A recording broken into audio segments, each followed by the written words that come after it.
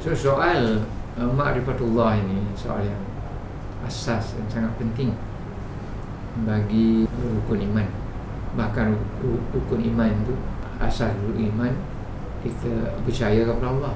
Percaya kepada Allah iaitu kita percaya dengan rububiyah Allah, uluhiyah Allah dan asma wa sifat.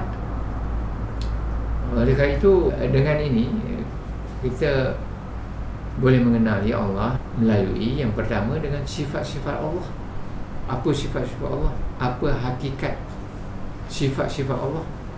Ini yang menjadi tajuk yang sangat keliru, sangat penting dan sangat keliru di antara umat Islam sejak lebih kurang 1200 tahun dahulu, semasa Imam Ahmad bin Hanbal rahimahullah dipaksa untuk mengatakan bahawa Al-Quran itu makhluk. Al-Quran itu makhluk kerana khalifah pada masa itu bernama Khalifah Al-Ma'mun pada abad 218 Hijri memaksa ulama-ulama ahli sunnah wal jamaah untuk mengatakan bahawa Al-Quran itu makhluk. Oleh kerana itu perkara ini penting kerana soal membincangkan berkenaan soal kewujudan Allah dalam akidah, dan perkara akidah ini telah dicemari oleh ilmu kalam. Ini dikatakan Al-Mu'tazilah yang membawa ilmu kalam dalam akidah umat Islam, dan Al-Mu'tazilah wal Jahmiyah Al-Kulabiyah, ini firqah-firqah dalam Islam, awal-awal Islam lagi, yang mencemar akidah umat Islam, dan timbullah kekeliruan yang nyata hari ini, sehingga umat Islam apabila ditanya di mana Allah, dia tak tahu.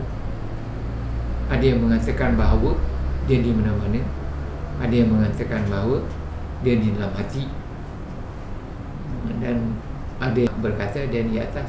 Yang sebenarnya perkara ini perkara asas yang diterangkan dengan jelas oleh Rasulullah sallallahu alaihi wasallam dan di dalam Al-Quran.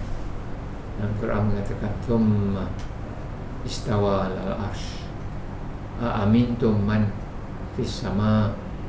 Oleh kerana itu kita dapat juga hadis-hadis Rasulullah sallallahu alaihi wasallam kemudian bertanya seorang jariah, hamba perempuan yang nak dimerdekakan oleh tuannya. Rasulullah sallallahu alaihi wasallam bertanya kepada hamba perempuan itu soal yang paling penting, di mana Allah? Perempuan itu mengatakan fis sama. Dan soal yang kedua, man ana? Hamba itu mengatakan antara Rasulullah.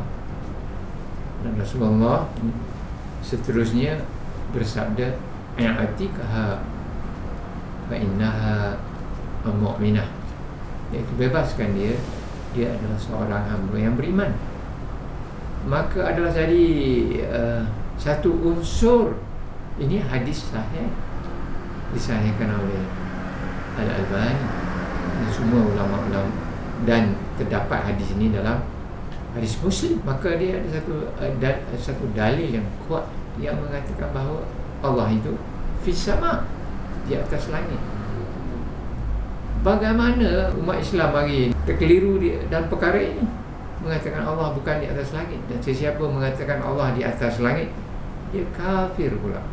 Dan ini perkara yang sangat ajaib, dan sepatutnya tidak ada kekeliruan dalam perkara ini. Dan mengapa masalah ini wujud? Bukan masa yang singkat, 1000 tahun dia wujud, dan berlaku perbalahan dalam masalah yang basic, rukun yang pertama, dan dalam akidah, bukan fiqh, yang tidak ada ijma' para sahabat pada 3 kurun yang terbaik yang bersatu akidah, dan semuanya mengatakan Allah itu di atas langit, alal arsy istawa, dan tidak ditakwil kepada alal arsy istawla, Istaula ni Allah berkuasa atas arasnya.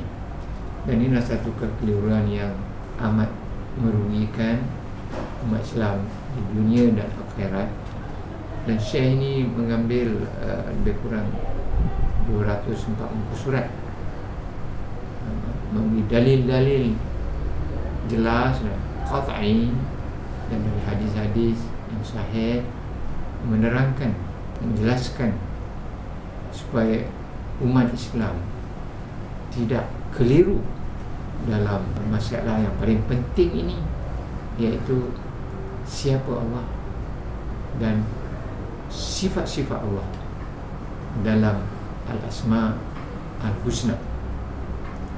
Oleh kerana itu, setiap Muslim amat memerlukan kepada penjelasan mengenai hakikat ketuhanan seperti mana difahami oleh As-Salaf As-Salih.